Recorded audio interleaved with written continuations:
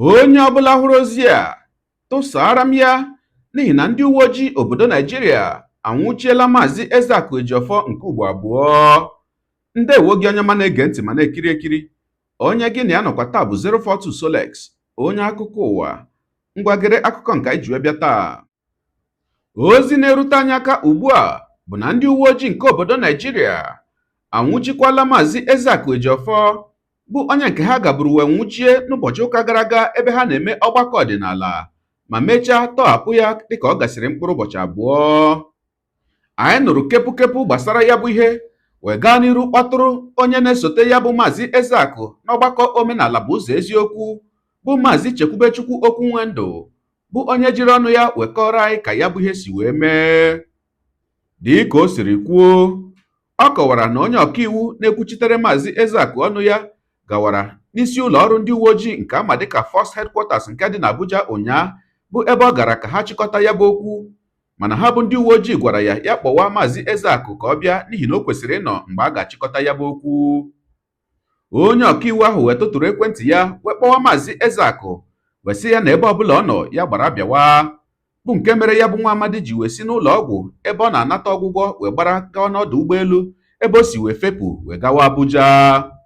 Ya bụ Maazị Chekwubechukwu gakwara n'iru kwuo na kamgbe ahụ o ruru Abuja ka ya nụdebere olu ya, ma gakwa n'iru wee kọwaa na ọ bụ n'ụtụtụ a ka onye ọkaiwu ahụ kpọziri ya n'ekwentị wee na-agwa ya na aka akparala ya bụ nwa amadi ọzọ. A sịla na Solex si kama tọọ ntị n'ala ka ị nụrụ n'olu ya bụ nwa amadi bụ Maazị Chekwubechukwu dịka anyị na ya kpara n'ekwentị. Ka m bịakwanụ. Maazị Chekwubechukwu, ekenekwa m. Ụtụtụ ọma. Udo dị na Salachi. Ezinụlọ kwa. Nsogbu adịghị anyị ya. Kedu maka Maazị Ezeaku?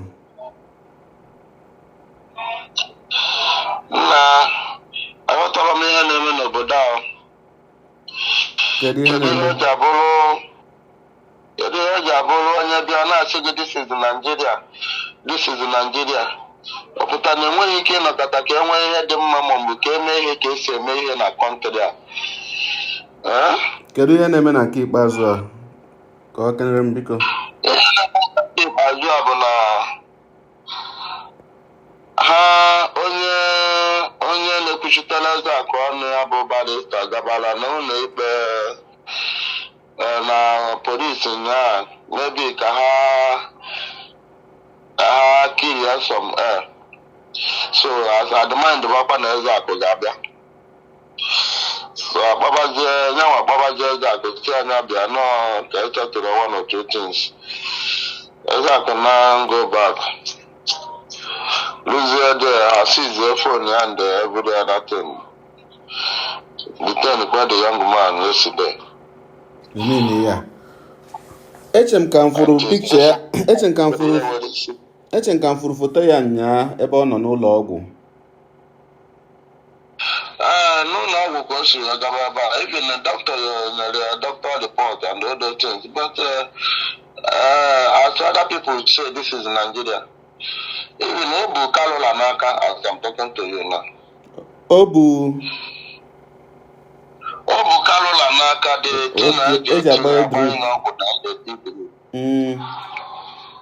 So ebe se ya bịa ka asa na ihe nwa bụ na Ọkụzụkọ na Abuja. Na Abuja. Yeah. Yes. Ihe dịka ka time ihe a ji wee mee nya. Ọ pụrụ after 10 ka ọ pụrụ. Nke ụtụtụ. So ịrụ n'ebe a ga-abụ back and after 11 or 12 after 12. So I was trying to reach him. I bidoro ịkpọ ya since 4 o'clock ka m bidoro try number ka m mara well about one of the numbers there. So till night, this morning ka m nwetazi barista na-agwa m na detain ya, but working on it. So though the answer na-enye m adịrọ m Not reasonable to me. Kedu ihe ha si na ọ bụzi ya bụ nsogbu? Even that people Zion the petition. Then Ezeaku si na ya mara onye bụ Zion who authorized you to write the petition. Now I na-ekwu na onwelo ekwana ihe gbasara gị na Ezeaku. You know? But they don't want to go direct in that case. They can manage whether a member or a manager na ministry, a guy na ministry without the director of the ministry. Yes, maka o nwere ihe onyonyo Ebuka mere ọ sị na ya amaghị dị na o nwere onye ji ndị uwe ojii je kpụrụ na ọ dịka ụbọchị ọ na-ekwu ya ka ọ sị na ya nụrụ detin.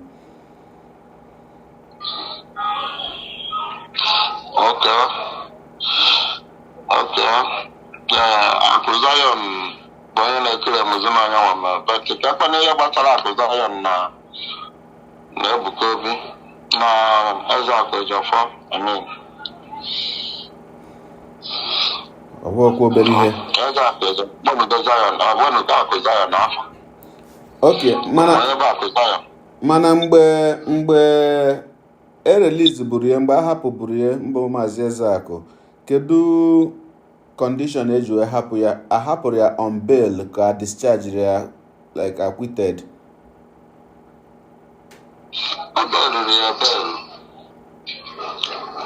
Okay.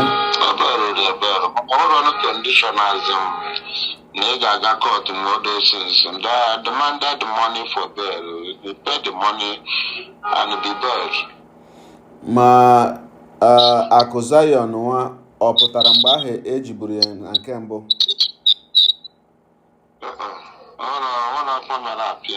So onweghị ụdị complainant mere apịa?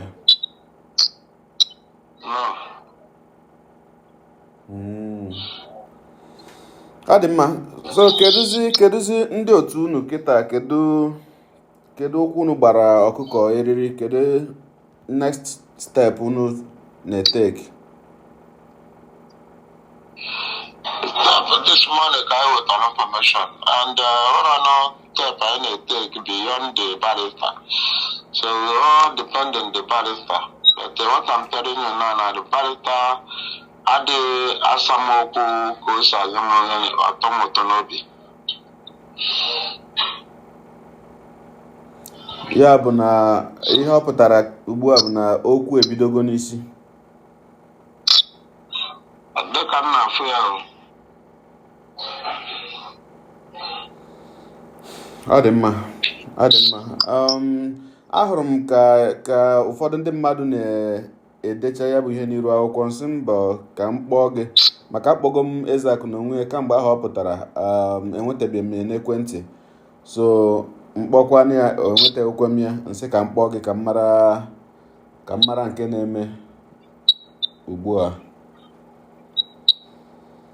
Otu aka ọ dị, otu ngwa gị kịta aka isi abụọ.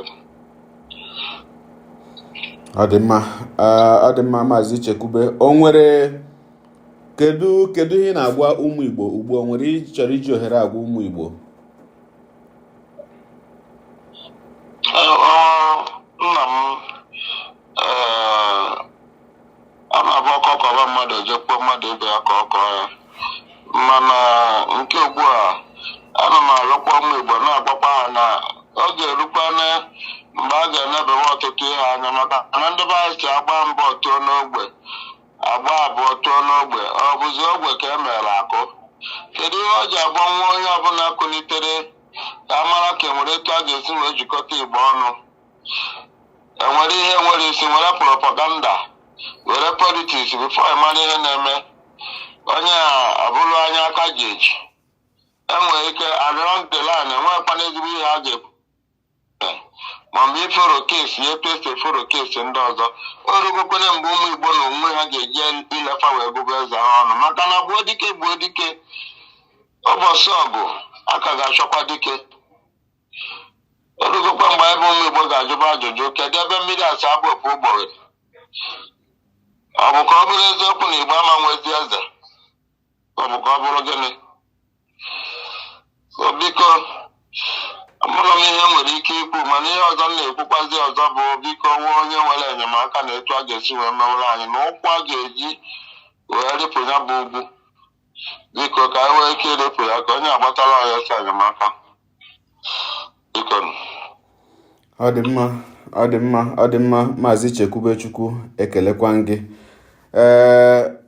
Anyị ga-emenụ ka ụmụ Igbo nụ ya bụ ozi ịnụ.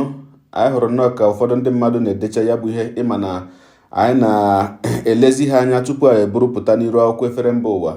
Ọ ihe mere nji wee sị ka mkpọ gị ka anyị na gị kwuo ọnụ ka anyị mara nke bụ eziokwu. Ọ dị mma, udo dị. Daalụkwa maka iwepụta ohere wee nye anyị ya bụ ozi. Ya mara gị mma maazị. Akwa ịnụchala ka o si wee kọwaa ya bụ ihe. Ugbu a nke akụkọ ụwa gaala ka m kwukwa na uche m nke njebụrụ mmadụ. Ụmụnne m ndị Igbo, ya bụ ihe na-eme ugbu a aghọtaghịzikwa m, maka na anyị che na ya bụ okwu ebeela dịka anyị si wee hụ nwanne anyị nwoke ahụ bụ Maazị Ezeaku ụbọchị ọ lọtara. Anyị wee na-ekelekwanụ Chukwu, na-ekele ndị niile gbara mbọ mere o ji wee pụta, mana anyị bịaziri na-anụkwa ọzọ, o wee bụrụ nke a na-asị chifo anụ ọzọ. Okwu m nwere ikwu ebe a bụ ụmụnne m ndị Igbo, o nwekwanụ uru ọ ga-abara anyị ị na-alụso onwe anyị ọgụ dịka ndị Igbo ebe ndị ama na-azọgide anyị ụkwụ n'isi. O doro onye ọbụla anya, o doro mmadụ niile anya na ndị anyị na ha na-emekọ ihe n'obodo Naijiria onwe onye hụrụ anyị n'anya dịka ndị Igbo. Gịnị ka anyị kwesịrị ime ka anyị wee nwee ike pụta nwuo na ntaramahụhụ a niile na nzọgide okwu a niile a na-azọgide anyị n'isi dịka ndị Igbo? Ihe anyị kwesịrị ime bụ na anyị kwesịrị ijikọ onwe anyị ọnụ, jikọ onwe anyị ọnụ dịka ukwu azịza. Ndị Igbo kwukwara na okwu si na achịsa ukwu azịza achịsa agaghị eji nwunye azụ ihe, onye chọrọ ịgbaji ya ga-agbaji ya. Mana achịkọ ukwu azịza ọnụ, ị ga-eji nwunye aza ihe ọbụla ị chọrọ ịza. Onye chọkwara na ịgbaji ya agbaji agaghị agbaji nwunye ya. Ka ya bụ Maazị Ezeaku Ejiofor pụtara mkpụrụ ụbọchị ole na ole gara aga, anyị niile nwechaa ọṅụ. Anyị chee na ya bụ okwu ebiela. Ọtụtụ n'ime anyị bụkwanụ ndị na-ekwu okwu na efere mba ụwa nyere ya ndụmọdụ, si ya mara ka ọ ga na-esi ezi ya bụ ozi nke ọ na-ezi, ya kpọzina aha mmadụ, ya kparịzikwa na ndị ọzọ. Ọ bụ iso nyanwa ka mụ onwe m nyere ndụmọdụ ahụ. Anyị nyekwara m mmadụ niile, ma ndị ụka ma ndị ọdịnala na-asị ndị ụka na ha bụ ndị eriri eri, ya bụ okwu adị mma na ntị. Ndị ụka na-asịkwanụ ndị ọdịnala na ha na-efe ihe akpụrụ akpụ, na ha na-efe arụsị akpụrụ akpụ, makwanụ na ọ bụrụ na ikweghị na nke ya kwuru na ị ga-aga ọkụ mmụọ. Okwu ahụ niile adị mma. Anaghị anụ ụdị okwu ahụ niile n'obodo mepere emepe, obodo ihe niile na-arụ ọrụ. Wee na-asị ụmụnne m ndị Igbo, kedu uru ọ ga-abara anyị na anyị nwa bụ ndị Igbo na-alụso onwe anyị ọgụ n'ala Igbo? Ọnwa ole na ole gara aga ka utobo akpọrọ asarị dọkụbọ ji ọnụ wee mee ndị Igbo ihe niile n'efere mba ụwa. Ọkwa nsogbu Mathias nwere bụ ọnụ ya. Asarị dọkụbọ ji ọnụ, onweghị ihe o mefere ndị Igbo. You take your leprosy hand to write. You don't have respect for the people who bought your father. Is it every Calabar man that is a Calabar man?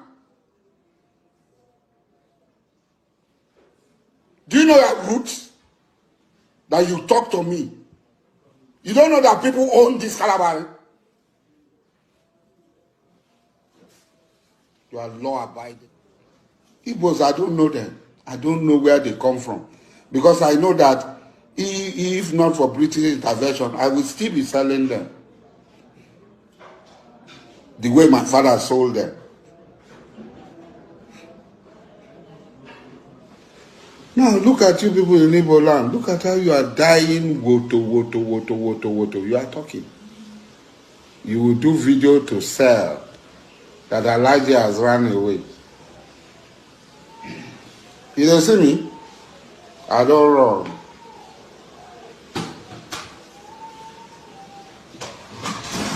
Hey, leave me alone. You don't see me? I don't run. On our head, no correct. On our head, no correct. The be like on they look for who go finish on her. Look for on everywhere, finish on her. And they see me. Ọbawa ọ sị gị na ewepụ ndị Britain bụ ndị gbatara unu ọsọ enyemaka na ya ka na-ere unu ugbu a ka ndị nna ya ha si were ndị nna unu. Ọkọchị ha ahụ niile ọkọchakwa o bupụtara gị egbe. Nneche ka onye Igbo ga-agwa ya okwu. Nneti ọ na mmadụ anọzi n'ala Igbo onye ọbụla agbachi nkịtị, ma ndị ụka ma ndị ọdịnala, onye ọbụla agbachi ya nkịtị. Sọsọ mmadụ ole na ole bụ ihe kwuru okwu maka ya. Mana ọ bụrụ ha na onye Igbo bụ ihe kwuru kpakam, achụwo ya ka egbuo. Ọkaghịkwanụ mma ụmụnne m ndị Igbo. Ọkaghịkwanụ mma na ọ na-adịzi ka ndị ụka nke ugbu a bụ ndị okwu ọzọ eme ọzọ. Maka gịnị? N'akwụkwọ nsọ, n'akwụkwọ Matiu isi nke 18 amaokwu nke 21 ruo 22 bụ Matiu chapter 18 verse 21 and 22. Pita jụrụ Jizọs ajụjụ wee sị ya, onye nwanyị, ọgbụgbọ ole ka ụmụnne m ga-emejọ m? Ogbugbo ole ka m ga-agbaghara ha tupu m bọọ ha ọbọ? Ugbo 7? Jizọs asị ya mba, na ọ bụ ugbo 70 okpukpo 7, na ọ bụ 70 times a times kwa ya ụzọ 7 ka ị ga-agbaghagidere ndị na-emejọ gị tupu ị bọọ ha ọbọ. M wee na-ajụ, ọkwa Christianity bụ followers of Christ? Ụdị ọbọ nke akwanụ o soghịkwa n'ihe Jizọs kwuru. Nwanne anyị nwoke bụ evangelist Ebuka Obi apụtala kwanụ kwuo si na ya amaghị dị maka onye ọbụla a gara akpụrụ, na ya amaghị maka akwụkwọ ọbụla, akwụkwọ mkpesa ọbụla bụ petition edere. Onye gbaziri akwụkwọ, ị gbara akwụkwọ n'aha gị ka ị gbara akwụkwọ n'aha Ebuka Obi, ka ọ bụ nnọọ ka ọ bụrụ na o nwee ihe na-ese.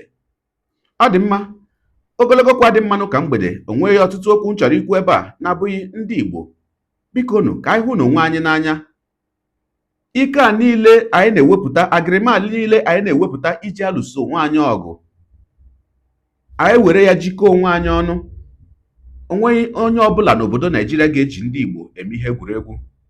Lee nnọọ ihe eji ya eme n'obodo Lagos. Ọ bụghị sọ n'obodo Lagos, mana Abuja, ebe ọbụla n'obodo Naijiria. Maka gịnị? Maka na ha ahụla ka anyị nwa bụ ndị Igbo si eme onwe anyị. Ha ahụla na anyị nwa bụ ndị Igbo enweghị udo n'etiti anyị. Ala Igbo mma bụkwara abụghị nke a nna ha ugbu a. Ala Igbo mma bụrụ mbụ bụ ala Igbo ji obi nwanne eme ihe. Ala Igbo mma bụrụ mbụ bụ ala Igbo ebe udo dị. Ala Igbo mma bụrụ mbụ bụ ala Igbo ebe ndị ụka na ndị ọdịnala na-emekọ ka ụmụnne. Wee na-asị ụmụnne m, bikonu aka na m arịọ, onye iwe na-ewe ewezina, onye ọbụla ya bụ Mathias Ezeaku mejọrọ ya gbaghara, ma sị ya bụ okwu bee. Maka gịnị? Ka ya bụ okwu hapụ ijewe butezie ọgbaghara gbasara okpukperechi bụ nke a na-akpọ religious crisis n'ala Igbo. Ọ ga-adị ezigbo njọ. Wee na-asị na ụmụnne m ndị Igbo, ka anyị bịakọta ọnụ, ka anyị were n'ofu obi na-eme ihe. Hụ nwanne gị n'anya, akpasole nwanne gị agwa ọjọọ maka na o kweghị n'ihe i kwere. Ị bụ onye ọdịnala, ịhụ onye Igbo bụ onye ụka, were ya ka nwanne gị. Ejizi na ọdịnala na ọ bụghị onye ọdịnala wee megide ya. Ị bụrụkwana onye ụka wee hụ onye ọdịnala nwanne gị onye Igbo, matagodo amata na ị bụ onye Igbo tupu ị mara ihe bụ ụka, ị bụ onye Igbo tupu ị mara ihe bụ ọdịnala. Nwanne gị ịma bụ nwanne gị ahụ na-asụ asụsụ gị. Ọnwụ ya gwaburu unu mkpụrụ ụbọchị ole na ole gara aga, nsi unu na ka anyị were Rome nọ na Italy dịka ihe ịma atụ, wee na-asị unu na Italian man nwee ọrụ, ọ bụrụ na gị nwa bụ onye isi ojii bụ kọntraktọ, an Italian man enwe ọrụ ọ chọrọ inye kọntraktọ, enwekwa another Italian man bụ a kọntraktọ, gị na ya nwee the same qualification. Ka nna ati itu bekee kwunu na-aghọta m ọfụma. Gị na onye Itali nke ọzọ bụkwa kọntraktọ nwee the same qualification. Ọ wee bụrụ na onye Itali nke ọzọ bụ kọntraktọ na-ekpere arụsị makwanụ na ọ bụghị Kristian, onye Itali ahụ ebe Katọlik chọọchị si wee bịa na be anyị, onye Itali ahụ chọrọ inye ọrụ agaghị enye gị ọrụ ahụ maka na ị bụ onye Kristian. Hapụ nwanne ya onye Itali maka na ọ bụghị onye Kristian, ọ naghị eme eme. Wee na-asị ụmụnne m ndị Igbo, ogologo kwa dị mmanụ ka mgbede. Ihe niile m nwere ikwu bụ bikonu ka udo chịanụ. ọ webụrụ maka ya gị onye ụwa onye na-egere akụkọ ụwa m ịmara na otu anyị si eme ya dere ebumnuche gị otu isi wee hụ ya bụ ihe nke ị gere ugbu a na ngalaba okwu ka anyị mara uche gị n'ihi na uche onye adịghị ya njọ. Daalụkwa gị onye na-eso eburu anyị esonye, ekelekwa gị onye asị gị jide ka iji, onye asị ya jide ka o ji ịmara na ka o ji kacha mma. Gị taa bụkwa na mbụ ị na-ahụ ihe onyonyo anyị, asị gị nnọọ. Onye gị na ya ka nọkwa bụ 042 Solex, onye akụkọ ụwa n'iru akwụkwọ efere mba ụwa. Ya mere ọ bụrụ na ka m mere dị gị mma n'obi nwanne, biko ọ bụ na Facebook na Instagram ka na-ahụ onyonyo pịara m folo, ọ bụ na YouTube ka ị na-ekiri ya bụ ihe onyonyo pịara m sọskraịb ya na mgbịrịgba anya n'akụkụ ka ị nwee ike na-enweta ihe onyonyo ndị ọzọ m ga na-ewetara gị n'ọdịnihu. Ọ bụ na Twitter ka ị hụrụ ya bụ ihe onyonyo pịara m folo, ọ bụ na TikTok itikere m folo ma atọ ọkụ ma Igbo ndị nwe m, Igbo mụrụ nze m ọzọ, ekelekwa m unu wee na-asị na ọ ga na-adịrị unu niile mma o ise. Ngwanụ tụsawara m ihe onyonyo a na-atụsara m ya bụ ihe onyonyo na apịrị maka na share button ya mara gị mma ezigbo mmadụ. Udo dịrị unu.